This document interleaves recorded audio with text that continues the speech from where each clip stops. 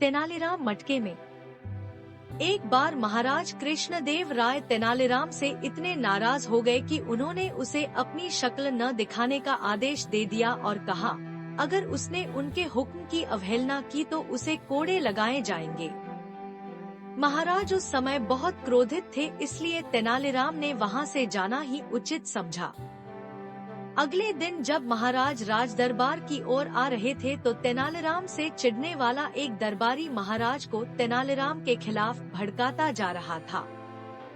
वह महाराज से बोला, आज तो तेनालीराम ने आपके आदेश की अवहेलना की है। आपके मना करने के बावजूद भी वह दरबार में आया है और वहाँ उल जुलूल हरकतें करके सबको हंसा रहा है। दरबारी की बात सुनकर महाराज के कदम तेजी से राज दरबार की ओर बढ़ने लगे। राज दरबार पहुँचते ही महाराज ने देखा कि तेनालीराम ने अपने मुख पर मटका पहन रखा है, जिसमें आँख की जगह 2 छेद बने हुए हैं।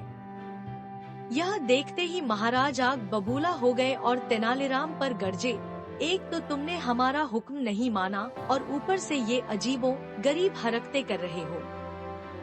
अब तो तुम कोड़े खाने के लिए तैयार हो जाओ। जैसे ही महाराज ने ये कहा, तेनालीराम के विरोधी बहुत खुश हुए, लेकिन तभी तेनालीराम बोला, महाराज मैंने तो आपकी किसी आज्ञा का उल्लंघन नहीं किया है। आपका आदेश था कि मैं आपको अपना चेहरा न दिखाऊं। क्या आपको कहीं से मेरा चेहरा दिख रहा है? यदि ऐसा है तो जरूर उस कुम्हार ने मुझे फूटा हुआ मटका दे दिया है। तेनालीराम की बात सुनते ही महाराज का गुस्सा छूमंतर हो गया और उनकी हंसी छूट पड़ी। वे बोले, किसी ने सच ही कहा है कि बेवकूफों और विदूषकों पर नाराज होना व्यर्थ है। अब इस मटके से मुंह को बाहर निकालो और अपने आसन पर बैठ जाओ।